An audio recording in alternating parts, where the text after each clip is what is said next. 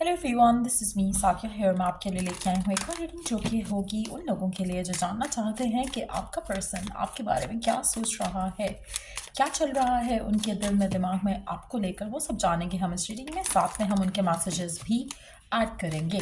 So stay tuned. और reading शुरू करने से पहले रिमाइंड करवा दूँ कि ये एक जनरल रीडिंग है, सबके साथ मैच कर भी सकती है और नहीं भी। सो जो बातें, जो मैसेजेस मैच करते हैं उन मैसेजेस को पिक करो और बाकी सब कुछ होता है। अगर आप पर्सनल रीडिंग्स चाहते हो पेपॉल से या ईजी पैसे से पेमेंट कर सकते हो। सिर्फ तभी रीच आउट करो ताकि आपका भी टाइम वेस्ट नहीं हो और मेरा भी। सो लेट्स सी कि क्या चल रहा है पर्सन के माइंड में आपको लेकर और इस रिलेशनशिप को लेकर। लेट्स सी क्या सोच रहा है पर्सन, क्या फील कर रहा है आपके बारे में, इस रिलेशनशिप के बारे में।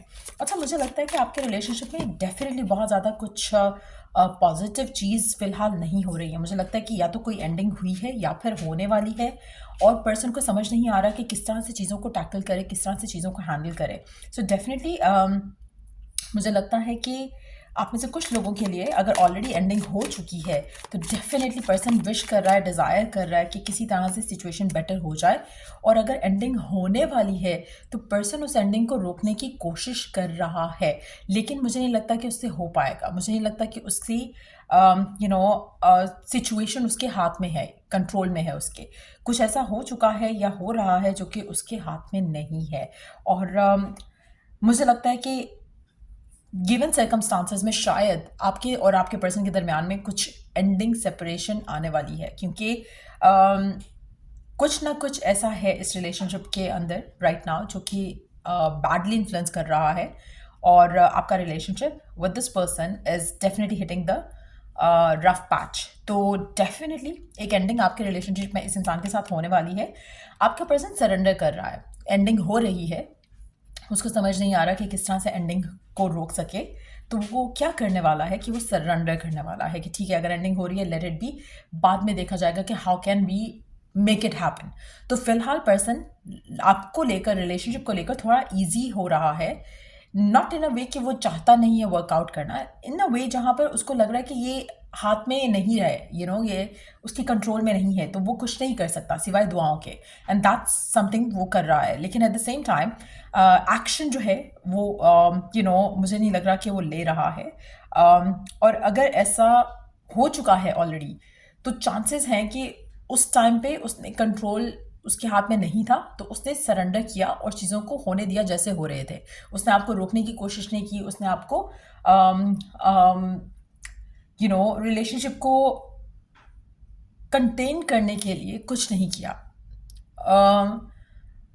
अब जब उसको लग रहा है कि उसके हाथ में थोड़ा कंट्रोल वापस आया है फॉर वट एवर रीज़न, अब वो आपकी तरफ एक्शन लेगा।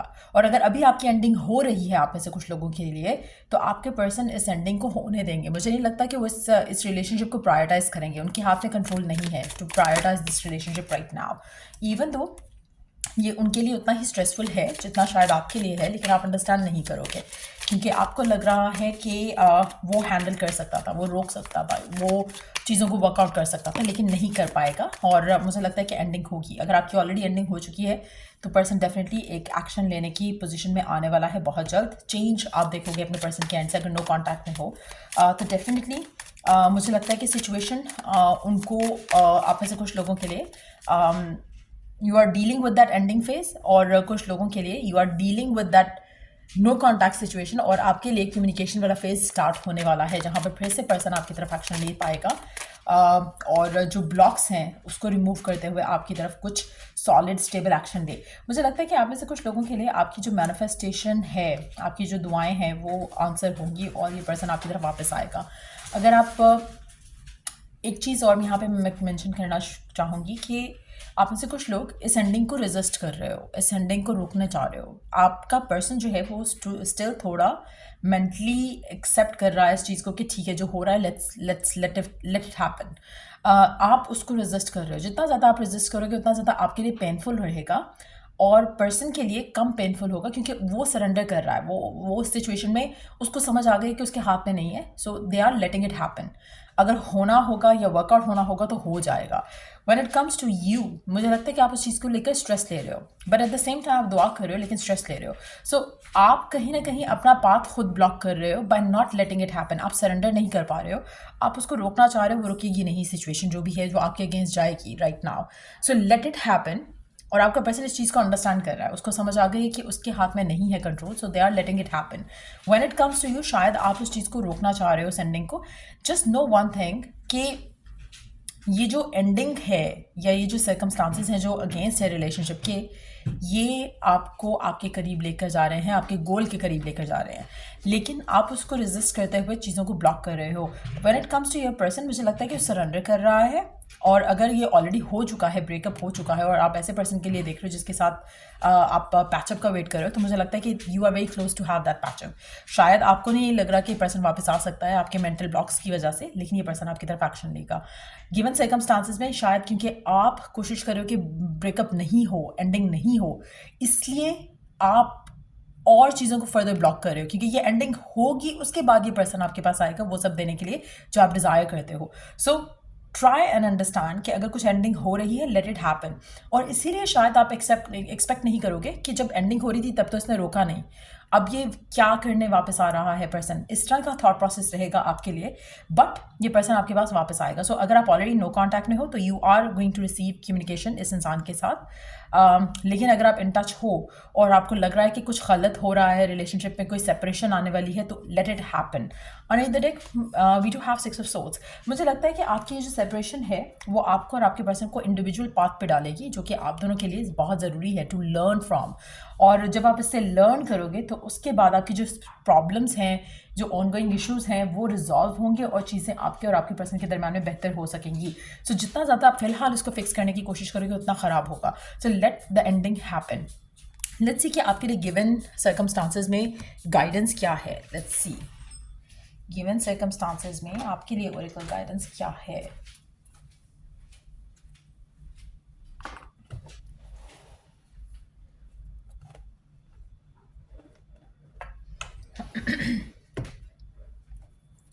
गिवन सर्कमस्टांसेस में आपके लिए ओरेकल गाइडेंस क्या है।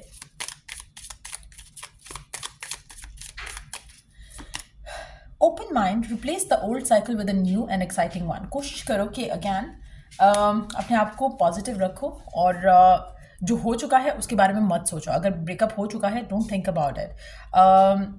Allow something beautiful to come through.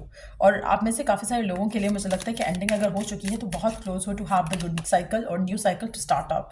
Do not be frustrated, let go and feel peaceful. Again same message है कि राइट नाउ शायद आप फ्रस्ट्रेटेड फील कर रहे हो कि क्यों हुआ ये और क्यों हो रहा है ये। जस्ट रिलैक्स, क्योंकि आपके हाथ में भी कंट्रोल नहीं है इस पूरी सिचुएशन का। जितना ज़्यादा पीसफुल रहोगे उतना आपके लिए ज़्यादा अच्छा है। जितना ज़्यादा स्ट्रेस्ड आउट रहोगे कि क्यों ये हो रहा है, क्यों वो हो रहा है, उतना आपके लिए गलत रहेगा और आपकी सिचुएशन में उसका फ़र्क नहीं पड़ेगा। आपकी सिचुएशन बेटर नहीं हो जाएगी, जस्ट दैट कि आप अपने आप को स्ट्रेस आउट करोगे और ज़्यादा नेगेटिव सोचते हुए।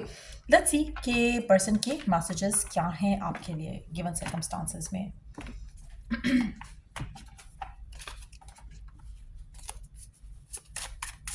आप में से कुछ लोगों के लिए हो सकता है रीज़न इज़ द फैमिली, कुछ लोगों के लिए हो सकता है रीज़न इज़ द वर्क, कुछ लोगों के लिए हो सकता है कि reason is the pressure from the family. लेकिन एट द सेम टाइम ये पर्सन वापस आएगा।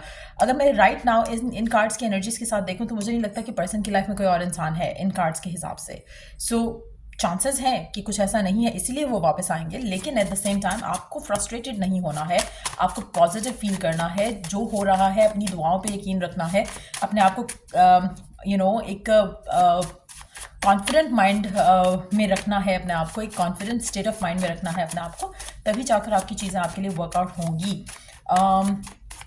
Let's see messages My heart says take action and my mind say don't. तो डेफिनेटली पर्सन एक्शन लेना चाहता है, लेकिन उसका माइंड उसे कह रहा है कि फ़ायदा नहीं है इस चीज़ का कि वो आपकी तरफ फ़िलहाल एक्शन ले. सो जस्ट नो दैट कि जब चीज़ें वर्कआउट होनी होंगी हो जाएंगी. अपने आप को पॉजिटिव रखो, बिलीव रखो कि जो आप मांग रहे हो, जो आप चाह रहे हो वो हो जाएगा. जितना ज़्यादा स्ट्रेस्ड आउट होगे, फ्रस्ट्रेटेड होगे, ये कब होगा वो कब होगा, उतना ज़्यादा और डिले आप अपनी लाइफ में एक्सपीरियंस करोगे. Let's see. अभी हम टाइमिंग के कार्ड ले लेंगे एक दो, जस्ट टू सी कि कब तक एक्सपेक्ट कर सकते हो कि जो आप चाह रहे हो वो हो जाए इस रिलेशनशिप में. बट या let's see. I relive our last time together in my mind. Definitely आपका पर्सन आपको मिस करता है, सोचता है आपके बारे में, बट मुझे लगता है कि वो मैच्योरली चीज़ों को हैंडल कर रहा है. जो उसके कंट्रोल में नहीं है वो उनको कंट्रोल करने की कोशिश भी नहीं कर रहा. सो मुझे लगता है कि आपको भी थोड़ा अपने आप को रिलैक्स करने की ज़रूरत है और चीज़ें वर्कआउट हो जाएंगी जब होनी होंगी. मीनवाइल अपने आप को पॉजिटिविटी के लिए ओपन अप करो. लेट्स सी कि कब तक अच्छा हो सकता है आपके और आपके पर्सन के दरमियान में जो सिचुएशन है वो कब तक अच्छी हो सकती है आपके और आपके पर्सन के दरमियान में. कितना टाइम लग सकता है आपके और आपके पर्सन के दरमियान में ये चीज़ों को रिजॉल्व होने में, या चीज़ें आपके फेवर में होने में कितना टाइम लग सकता है.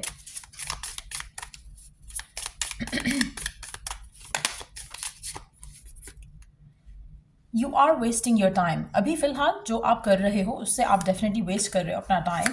आपको फ़िलहाल सरेंडर करना है. जब तक सरेंडर नहीं करोगे चीज़ें वर्कआउट नहीं होंगी. जितना ज़्यादा आप इस तरह का बिहेवियर शो कर रहे हो, obsession, trying to work it out right now, उतना आप अपने सिचुएशन जो आप चाह रहे हो उसको फर्दर डिले कर रहे हो.